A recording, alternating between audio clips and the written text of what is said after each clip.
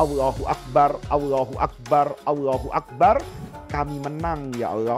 Kami menang karena taufik dan hidayah-Mu berperang melawan hawa nafsu dan ego pribadi selama 1 bulan Ramadan.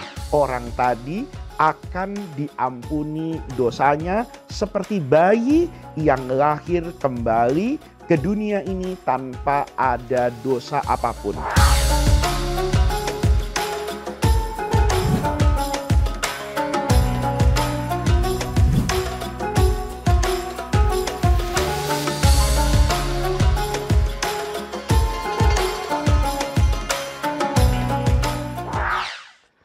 Assalamualaikum warahmatullahi wabarakatuh.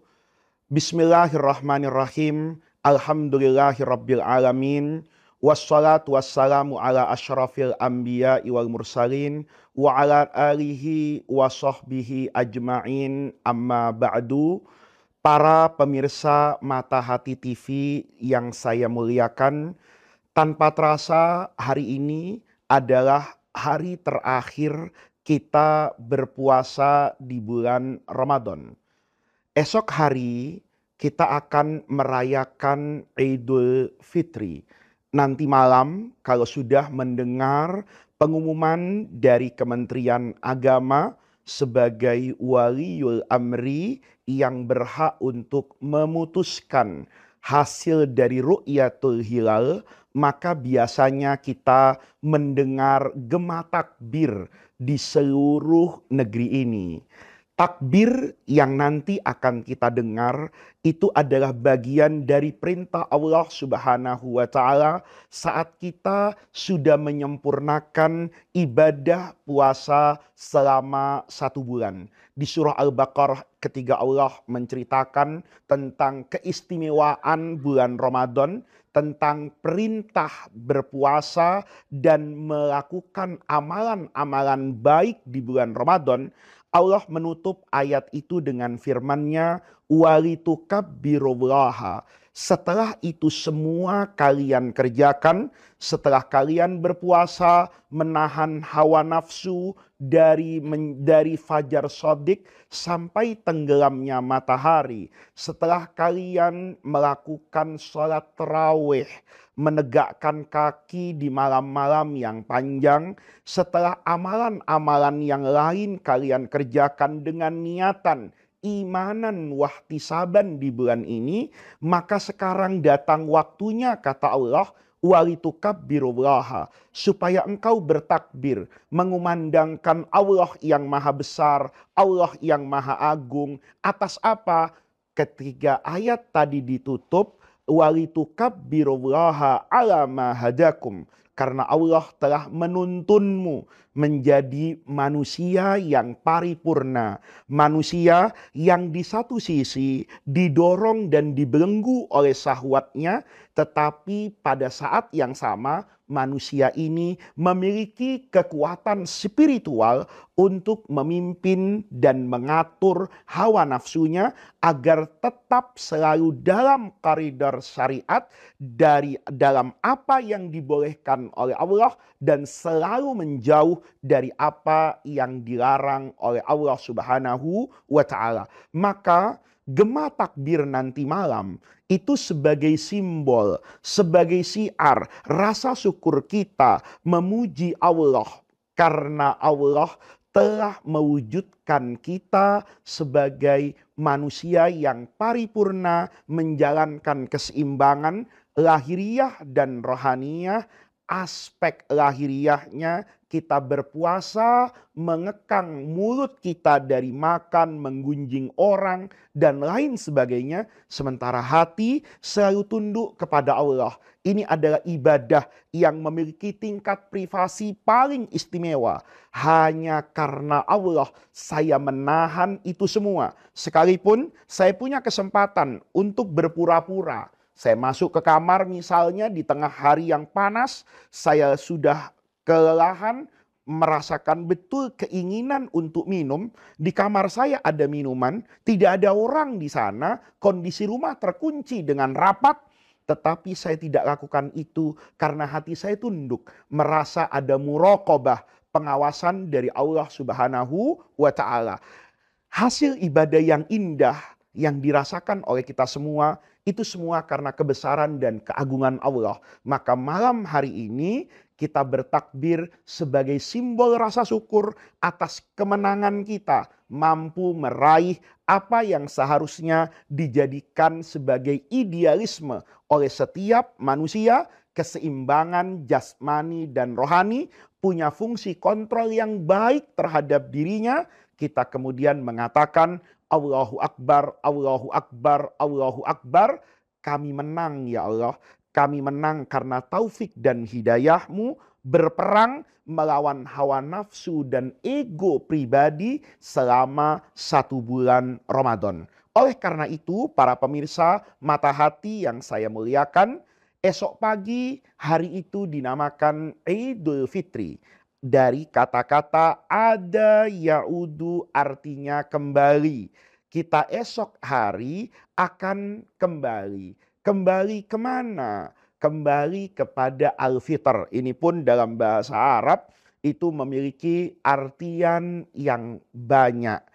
Ada yang mengartikan Al-Fitri itu dari fitrah, artinya kembali kepada kesucian, karena dosa kita dihapus oleh amalan di bulan Ramadan yang sering kita dengar, man qoma ramadhana imanan wahtisaban ghufira lahu ma taqaddama min dzambihi. Dia disebut sebagai fitrah karena hari ini seperti dinyatakan oleh Rasulullah, orang yang benar ibadahnya di bulan Ramadan, baik soleh secara individu kepada Allah maupun soleh secara sosial bersama lingkungannya, bersama teman-temannya, bersama masyarakatnya, bersama circle-nya, maka di sini orang tadi akan diampuni dosanya seperti bayi yang lahir kembali ke dunia ini tanpa ada dosa apapun.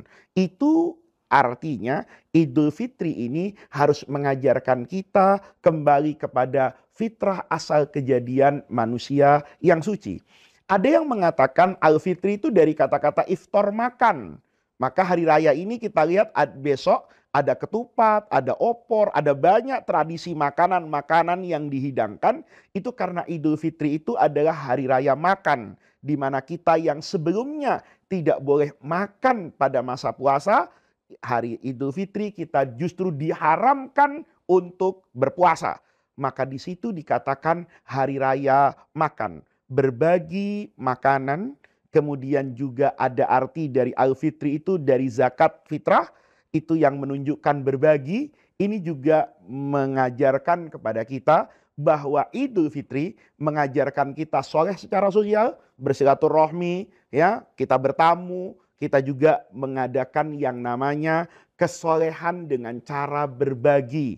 Di situ ada zakat fitrah, yang zakat fitrah itu artinya kita berbagi kepada mereka yang berhak untuk menerimanya. Di sini juga harus kita maknai bahwa Idul Fitri itu juga ada perbaikan dari sifat manusia yang kikir, sifat manusia yang mengedepankan kepentingan pribadinya menjadi ingat dengan lingkungannya. Nah, ini makna dasar dari Idul Fitri yang harus kemudian kita jadikan sebagai lentera pemandu hidup kita. Kalau kita merasakan bahwa fitrah manusia yang suci itu ada kita dapatkan di hari raya Idul Fitri, kita harus tahu bahwa fitrah itu kita dapatkan setelah kita melalui madrasah sekolah selama 1 bulan. Artinya apa? Kita juga perlu berpuasa dalam artian yang luas saat kita sudah keluar dari bulan Ramadan. Inti dari puasa itu imsak, adalah memiliki fungsi kontrol yang baik. Kita ini sering menjadi orang yang tidak baik, yang di dalam agama dikatakan al-israf, berlebih-lebihan, karena kita tidak memiliki fungsi kontrol yang baik.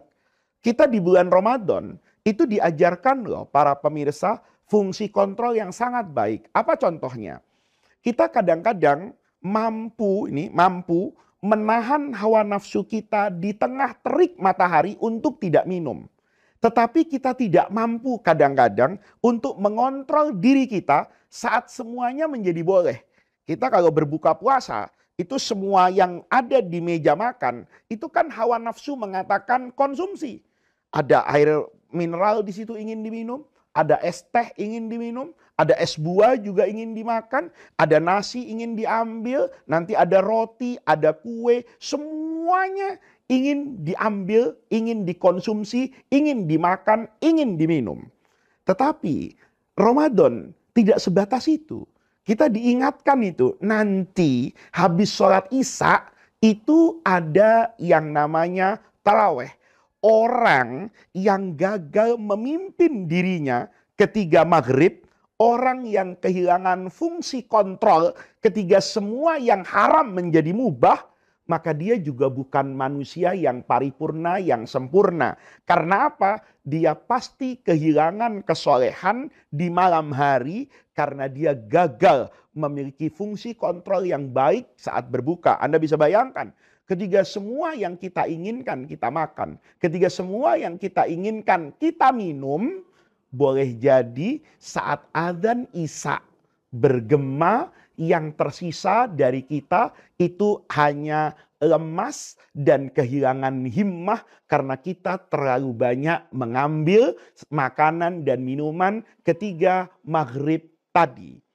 Pemirsa, di dalam surah Al-Baqarah Allah memberikan ilustrasi tentang pentingnya fungsi kontrol bukan terhadap sesuatu yang haram loh. Bahkan terhadap sesuatu yang mubah sekalipun. Ambil contoh misalnya kisah peperangan antara Tolut dengan Jalut.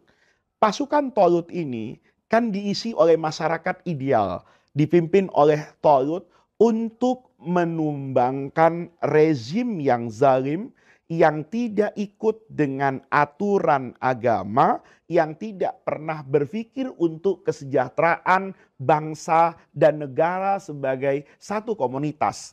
Maka kemudian Tolut itu mengajak masyarakatnya untuk apa yang dalam bahasa Islam lebih mudah digambarkan dengan amar ma'ruf nahi mungkar. Ketika mendapatkan intimidasi secara kekuatan, intimidasi secara militer, maka Tolut itu juga mengajak masyarakatnya untuk berani berjihad dengan rela mengorbankan jiwa dan raganya, sama seperti kita dahulu ketika mengusir penjajah dari bumi Indonesia tercinta. Maka Tolut berangkat ini ya untuk berhadapan dengan Raja Jalut yang zalim. Di tengah jalan seperti dikisahkan di dalam surah Al-Baqarah, innallaha mubtalikum binahar. Tolut mengatakan kepada pasukannya, sesungguhnya Allah mubtalikum akan menguji engkau binahar, dengan sungai. Anda bayangkan nih, tentara Tolut itu berjalan menuju tempat peperangan dengan Raja Jalut, itu di padang pasir. Sudah padang pasir, itu di bawah terik matahari yang sangat menyengat. Kemudian kata Tolut, di tengah-tengah panas, dahaga, dan gersangnya gurun, Allah mengalirkan sungai yang jernih, airnya dingin, dan itu menjadi mimpi semua orang yang sedang safar kepanasan. Saat itu kata Tolut, Allah akan menguji kalian dengan sungai yang dingin ini. Faman syariba minkum, orang yang nanti memuaskan dahaganya begitu melihat air yang banyak, karena ketika di padang pasir dia tidak mendapatkan air yang cukup, dia kehausan. Begitu ada air yang jernih dalam jumlah yang banyak, maka semua orang terdorong untuk memuaskan syahwat keinginannya untuk minum.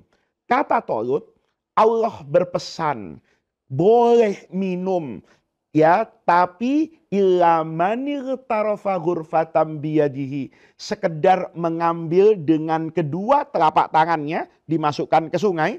Kalau kita katakan sekarang satu gelas, satu gayung saja diambil, diminum, itu orang dikatakan punya fungsi kontrol yang baik. Tapi apa yang terjadi? mayoritas pastikan itu fasyaribu minhu. Mereka kehilangan kontrol. Begitu ngelihat sungai, mereka masuk, berendam, minum. Apa yang terjadi para pemirsa mata hati sekalian yang saya muliakan? Selesai dari itu semua, mereka naik ke daratan hanya dengan satu kata, la taqata lanal yauma lijalut. Hari ini kami tidak punya lagi kekuatan. Itu kan sama para pemirsa dengan orang yang mengkonsumsi begitu banyak makanan dan minuman saat berbuka, nanti pas diajak terawih jawabannya satu, saya lemas, saya tidak punya tenaga. Kenapa? Karena dia makan terlalu banyak, dia minum terlalu banyak, dia kehilangan fungsi kontrolnya, maka saat itu dia bukan juga manusia yang paripurna, sekalipun saat berpuasa di siang hari, dia mampu memiliki kontrol yang baik. Ini ibadah di bulan Ramadan yang harus kita jadikan sebagai lentera di dalam jiwa kita untuk memandu setiap langkah kita ke depan. Betapa keseimbangan jasmani dan rohani itu membutuhkan kekuatan kontrol hati terhadap semua raga kita, apakah itu tangan, apakah itu kaki, apakah itu mata. Itu kita memiliki fungsi yang baik, maka kita menjadi yang baik. Kita kehilangan fungsi itu, maka kita juga akan kehilangan fungsi luhur manusia. Yang kedua, para pemirsa, ibadah ini juga mengajarkan aspek sosial. Islam itu sangat menjaga kesetiakawanan sosial. Kata Rasulullah, kalau kamu memasak masakan yang mendatangkan bau yang harum, menyengat kepada tetangga-tetanggamu, ya, itu sering digambarkan sama guru saya, masak sop kaki kambing ya dengan bumbu yang begitu menggoda aromanya. Kalau Anda masak itu, banyakkan kuahnya kata Rasulullah. Syukur-syukur Anda orang yang kaya bisa juga memperbanyak dagingnya. Kalau tidak mampu, banyakkan kuahnya untuk Anda berbagi. Ramadan itu mengajarkan semangat berbagi. Kata Rasulullah, barang siapa orang yang memberi berbuka puasa kepada orang lain, maka nanti dia akan mendapatkan pahala puasa yang sama dengan orang tadi. Ada kewajiban yang namanya zakat fitrah. Dulu zakat fitrah itu ketika saya bertanya sama guru saya, guru, kenapa sih zakat fitrah itu harus dibayarkan pada hari raya Idul Fitri? Bukankah selama 1 bulan Ramadan kita juga sudah punya tabungan pahala dari amal ibadah yang cukup? Kata guru saya, zakat fitrah itu di antara sebab disyariatkannya di dalam agama agar tidak ada air mata yang menetes di hari raya yang indah tersebut hanya karena mereka tidak memiliki makanan. Kalau saya boleh berimprovisasi atau berimajinasi, di masa Rasulullah, orang untuk mendapatkan makan itu tidak semudah hari ini.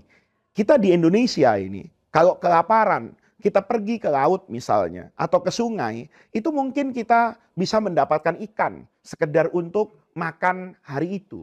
Kalau kita tidak punya apa-apa, kadang pergi ke hutan, itu keluar dari hutan, mungkin ada pohon, ada singkong, yang singkongnya bisa kita cabut, singkongnya bisa kita jadikan bahan makanan. Mungkin kita masuk ke dalam hutan, kita menemukan binatang-binatang yang bisa kita konsumsi. Tetapi di masa Rasulullah, di kota Madinah, dengan kondisi geografi yang seperti itu, makanan itu sesuatu yang sulit. Orang kalau nanti tidak memiliki bahan makan, di hari raya yang agung itu, orang bertakbir, orang sedang gembira karena berhasil menyukseskan ibadah di bulan Ramadan, maka itu adalah pemandangan yang tidak diharapkan terjadi oleh Rasulullah. Hari ini boleh jadi kebutuhan manusia itu tidak sebatas dengan bahan makan. Mungkin mereka butuh pakaian yang pantas, mungkin mereka butuh rumah untuk tempat berlindung bersama keluarganya yang wajar. Oleh karena itu, ibadah puasa, jangan lupa para pemirsa, juga mengajarkan perbaikan ekonomi, perbaikan sosial, dan yang paling penting adalah pendidikan agar setiap orang bukan saja bersimpati, tetapi juga berempati kepada orang lain. Di bulan Ramadan, kita diminta untuk tidak makan dan tidak minum. Sehingga kita bisa merasakan betapa menderitanya orang yang tidak bisa makan dan tidak bisa minum. Kalau kita tidak makan dan tidak minum, itu hanya dari maghrib, dan dari fajar sodik subuh sampai maghrib. Itu kita boleh jadi tidak merasakan kekhawatiran dan ketakutan. Perut kita merasa lapar, tapi hati kita sejatinya damai. Karena kita tahu lapar ini akan berakhir nanti saat adzan maghrib dikumandangkan. Sementara tidak sedikit dari saudara kita yang di luar bulan Ramadan, mereka tetap berpuasa tanpa mereka bisa memastikan apakah dalam durasi 12 jam ke depan seperti rata-rata kita berpuasa, mereka bisa berbuka dengan makanan atau minuman. Perasaan yang seperti ini menyelami kehidupan orang-orang yang tidak diberi banyak hal dalam hidup ini oleh Allah, sehingga mereka disebut fakir miskin, kaum papa. Itu sangat penting agar empati kita sedemikian terasah. Orang yang pernah merasakan sesuatu itu biasanya memiliki ketajaman dan kepekaan rasa yang tidak dimiliki oleh orang yang tidak pernah merasakan itu. Saya dulu di pesantren sekitar kelas 2 sanawiyah itu pernah belajar bahasa Arab menggunakan buku yang namanya Al-Qiraah Ar-Rashidah. Itu sangat masyhur di pesantren-pesantren. Di situ ada subtema yang judulnya saya masih ingat betul. Walaupun itu saya pelajari mungkin sekitar tahun 86 atau 87 yang namanya Itlaqut Tuyur. Itlaqut Tuyur itu membebaskan burung-burung. Pada masa itu diceritakan oleh guru saya, itu ada orang melihat pedagang burung yang menaruh burung di sangkar-sangkar. Maka orang tadi ya itu membeli semua burung yang dijual oleh pedagang burung itu. Setelah burung-burung itu dikumpulkan di dalam satu tempat, ya, di dalam satu apa ini kalau sekarang kita katakan terbuat dari kayu, sangkar, maka setelah terjadi jual beli serah terima, tiba-tiba orang tadi membuka sangkar burung tadi dan membiarkan burung-burung itu terbang keluar. Pedagang itu heran. Karena pedagang itu merasa yang beli ini kayaknya tidak waras ini. Ya, bayar mahal-mahal tapi kok burungnya kemudian dilepas. Maka ditanya oleh pedagang tadi, kenapa Bapak lepaskan itu? Kata orang tadi, kuntu sajinan asyara sinin. Saya ini pernah dipenjara selama 10 tahun. Saya merasakan betul ya bagaimana rasanya di penjara, terbelenggu, dibatasi oleh tembok penjara dan juga oleh jeruji kamar saya di dalam penjara itu. Sangat menderita orang yang kehilangan kebebasan. Maka di dalam penjara sana, di tengah sunyinya malam, dinginnya tembok penjara, saya berikrar kepada Allah. Kalau nanti saya keluar dari penjara ini, maka saya dalam hidupnya akan saya dermakan untuk membebaskan semua makhluk Allah yang terpenjara. Hari ini saya melihat burung yang terpenjara.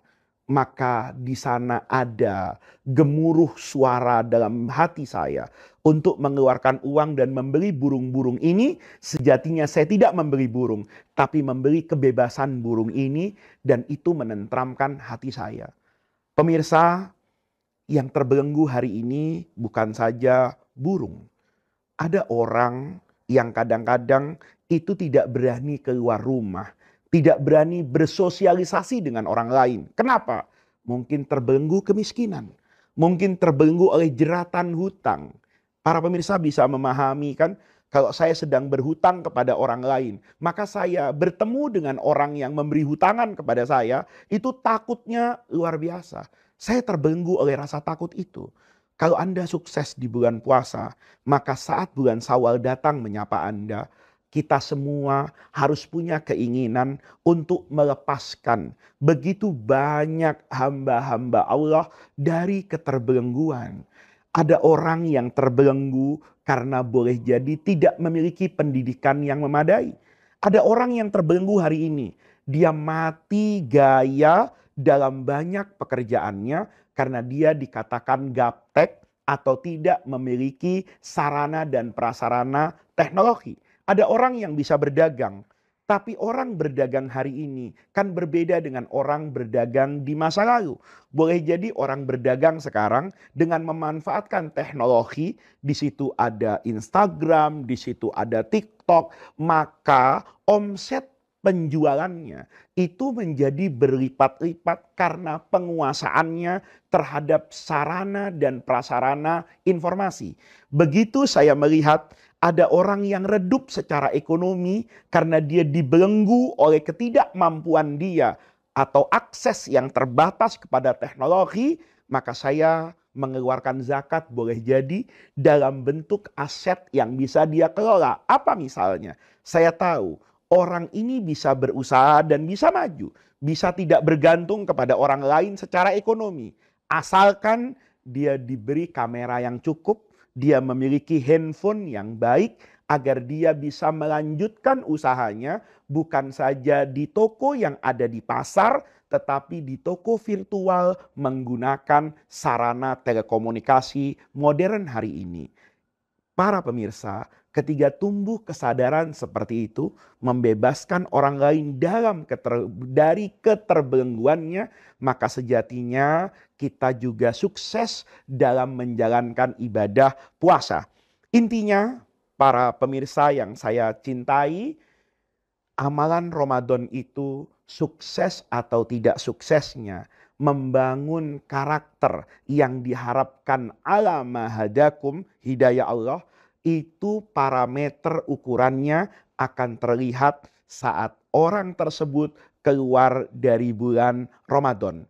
Kalau nuansa Ramadan, nuansa rohani, nuansa murokobah, kesadaran bahwa dia diawasi oleh Allah, nuansa muhasabah dia yang selalu menghitung-hitung sudah seberapa jauh dia dari Allah atau sudah seberapa dekat dia bertakarrub dengan amal ibadahnya, nuansa itu terjaga utuh di bulan Syawal, nuansa itu terjaga utuh di bulan Zulqa'dah, di bulan Zulhijjah, di bulan Januari, di bulan Februari, di bulan apapun, maka intinya Anda sukses dalam beribadah di bulan Ramadan. Para pemirsa, tidak ada manusia yang sempurna. Tidak ada status keimanan seseorang yang selalu ada pada ketinggian. Sebagaimana tidak mungkin setiap orang hanya ridho mendapatkan tingkat yang paling rendah pada keimanannya kepada Allah. Di sana ada durasi waktu yang panjang, di sana ada pergerakan naik dan turun. Maka untuk menjaga stabilitas ini, pesan saya, mulailah dari yang kecil. Mulailah dari yang sedikit, mulailah dari sesuatu yang paling besar manfaat dampaknya kepada aspek rohani kita. Ketika kita memulai dengan itu semua, mudah-mudahan amalan kita di bulan Ramadan itu bisa memberikan nuansa, warna, rasa, aroma pada setiap tingkah laku kita, perilaku hidup kita, sekalipun substansi, sekalipun bentuk lahiriahnya sudah berbeda dengan amalan bulan Ramadan, tetapi substansinya selalu sama. Memiliki fungsi kontrol yang baik, memimpin hawa nafsunya dengan baik, kesadaran bahwa dia selalu dilihat, dihisap oleh Allah Subhanahu wa taala, selalu ingat bahwa Tuhan Allah adalah Allah yang maha pengasih lagi maha penyayang, yang maha rahman dan maha rahim.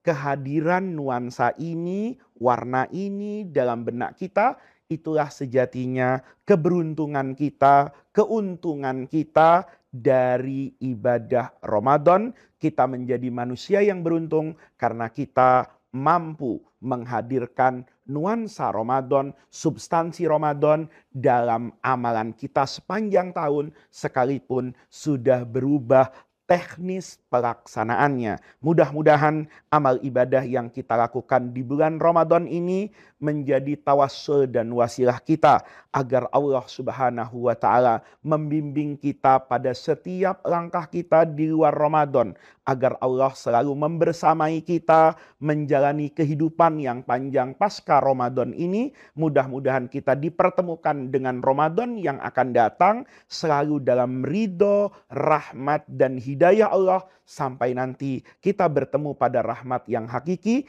pada ridho yang hakiki di dalam surga Allah Subhanahu wa taala. Rabbana atina min ladunka rahmah wa hayyi lana min amrina rasyada. Allahumma la tahrimna khaira ma indaka li syarri ma indana. Kurang lebihnya saya mohon maaf. Wallahul muwaffiq ila aqwamit thoriq. Wassalamualaikum warahmatullahi wabarakatuh. Banyak kisah bermula di sini, dari mengisi energi hingga mengistirahatkan diri, dari kekilafan hingga ke arah perbaikan. Terima kasih telah mengawal, terima kasih telah mengingatkan. Ini tanda kasih yang menghidupkan Pertamina, karena Pertamina ada untuk kita. Di Ramadan ini, dengan kerendahan hati, ayo kita jalan lagi.